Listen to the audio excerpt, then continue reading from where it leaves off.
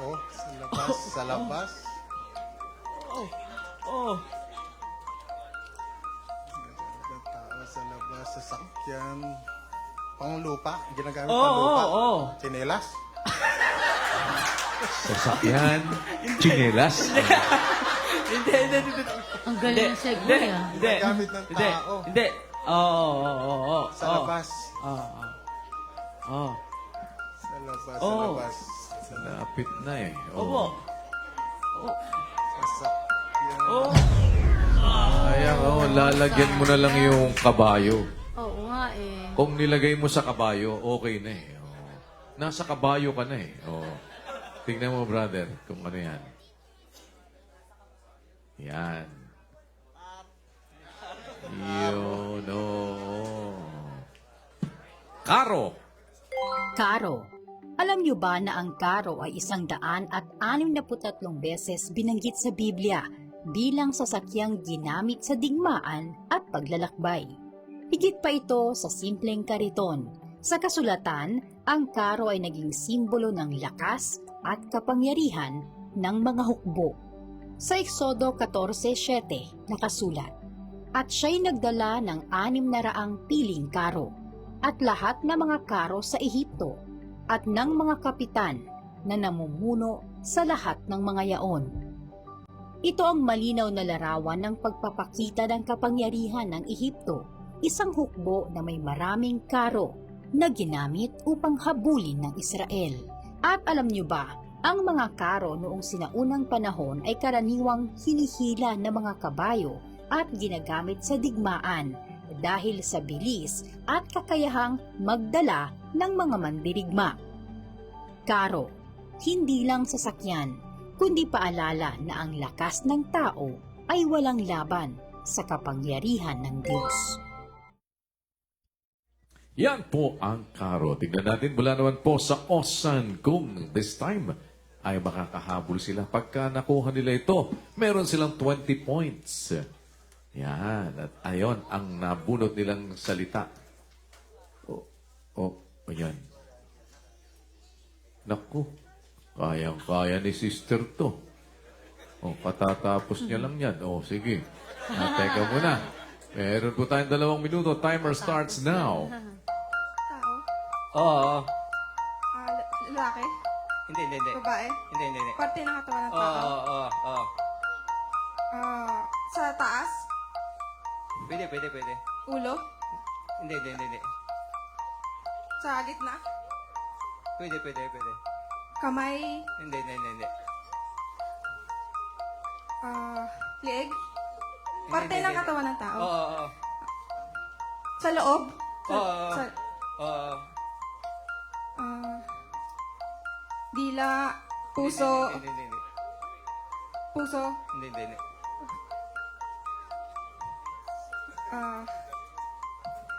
Baga?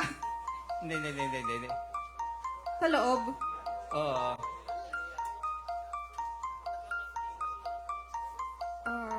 Utak? Hindi. Baba pa? Pwede. Bibig? Ipin?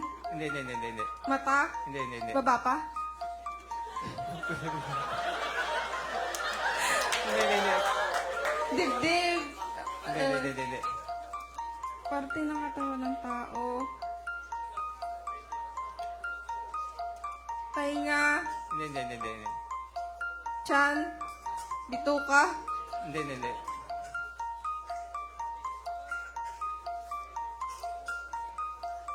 Kamay? Hindi.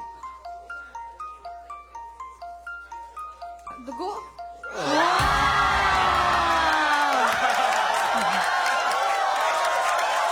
Nakakita mo. Saan ang galing no? Wala na siya ibang maisip Say, dugo na lang. Kasi malapit na siyang dumugo Sakto. Nakuha pa. Dugo! Dugo. Alam niyo ba na ang dugo ay 421 beses binanggit sa Biblia bilang simbolo ng buhay? Higit pa ito sa likido sa katawan. Sa kasulatan, ang dugo ay may kaugnayan sa buhay mismo. Sa Levitico 17:11 nakasulat, sapagkat ang buhay ng laman ay nasa dugo, at aking ibinigay sa inyo sa ibabaw ng dambana upang itubos sa inyong mga kaluluwa, sapagkat ang dugo'y siyang tumutubos dahil sa buhay. Ito ang malinaw na pahayag na ang dugo ay kumakatawan sa buhay ng tao at hayop. At alam nyo ba, ang dugo ay patuloy na umiikot sa buong katawan sa pamamagitan ng mga ugat. At kapag pinagdugtong-dugtong ang ugat ng isang tao, umaabot sa humigit kumulang 100,000 kilometro. Ganyan kahaba ang kayang daluyan ng ating dugo. Dugo, hindi lang bahagi ng katawan, kundi larawan ng buhay mismo. Yan ang dugo na kuha ng mga taga-Osan. This time, ito na po ang pangalawang pares mula sa Gwangju, si Maria Faye. At ang isa pang John. Okay, meron po tayong 2 minuto. Timer starts now. Tao. Bagay. Nature. Hindi. Lugar. Hindi. Bagay. Hindi. Propeta. Hindi. Apostol. Hindi. Bato. Hindi. Pangalan ng tao. Hindi. Katawan ng tao. Hindi. Hayop. Pwede? Pwede.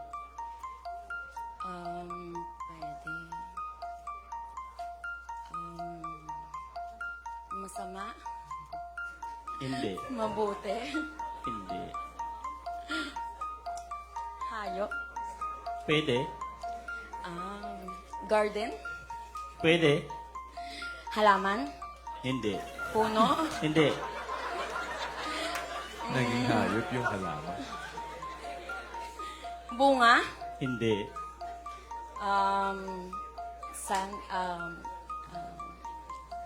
Bato. Buhangin. Hindi. Mahaba. Hindi. Maikli. Hindi. Bundok. Hindi. Tubig. Hindi. Hindi bagay, hindi tao. Hindi. Nasa garden. Pwede? Sa garden. Ano sa garden? Dahon. Hindi. Alagang hayop. Hindi. Ibon, lumilipad. Hindi. Kalapate. Hindi. Maya. Hindi. Kabayo. Hindi.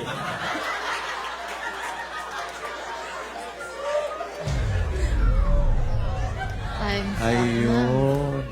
Lumipad ng Lumilipad, kabayo. pwede. Lumilipad. Sayang, oh. Sister, pakitignan niyo po. Yan. Pero nasa garden din yan talaga minsan. Eh. Oh, yun. Langaw!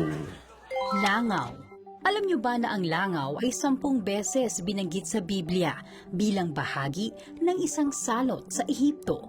Higit pa ito sa karaniwang insekto. Sa kasulatan, ang langaw ay naging isa sa mga tanda ng kapangyarihan ng Diyos. Sa Exodo 8:24, nakasulat, "At ginawang gayon ng Panginoon at nagsipasok ang mga makapal na pulu-pulutong na langaw sa bahay ni Faraon at sa bahay ng kanyang mga lingkod. At sa buong lupain ng Ehipto ay nasisira ang lupa dahil sa mga pulu-pulutong na langaw." Ito ang malinaw na paglalarawan kung paanong ang maliit na nilalang ay ginamit upang magdulot ng malaking epekto. At alam nyo ba, ang mga langaw ay may kakayahang makakita ng halos 360 degrees at mabilis dumami kaya madaling kumalat sa malalawak na lugar. Langaw, maliit at karaniwan, ngunit ginamit bilang bahagi ng kapangyarihan ng Diyos. Yan ang langaw. Eto, tingnan natin. Ang next pair po mula sa Osan. Meron kayong 2 minuto. Timer starts now. Tao? Hindi. Bagay? Hindi. Hayop? Oo. Insekto? Oo. Oo. Nasa lumang tipan? Pwede. Nasa bago? Sige, pwede. Langaw. Hindi. Ilan yung paa? Oo, hindi pwede Oo. lang. Pwede yan sa Ang gitna. hirap bilangin. 4 yung paa? Hindi. 2 yung paa? Hindi. Maraming paa? Oo. Gagamba? Oo. Nasa tubig? Hindi. Nasa lupa? Hindi. Yung papawid? Hindi. Nasa langit? Hindi. Nasa lupa? Hindi. Nasa tubig? Hindi. Nasa himpapawid? Hindi. Hayop? Oo. Insekto? Oo. Nasa hangin? Hindi. Ayan ang pag-isipan mo, wala sa lahat, so nasaan siya? Wala sa lahat. Sige. Hindi. Nakikita ng tao? Nakikita ng Oo. tao? Maliit? Lumilipad? Oo. Dahan-dahan. Oo. Maliit daw. Oo. Maliit? Oo. Lumilipad? Tumatalon? Hindi. Lumilipad? Hindi. Lumilipad? Hindi. Pwede.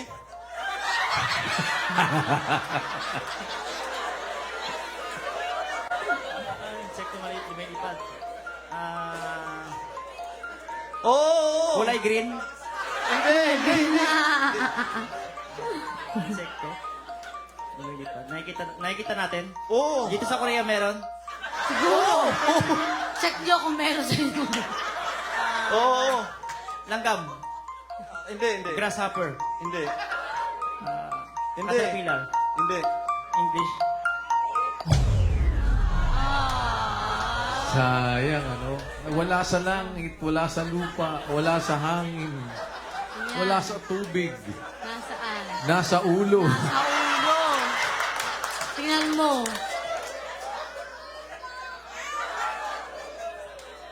Meron sa Korea yan. Pwede rin sa aso.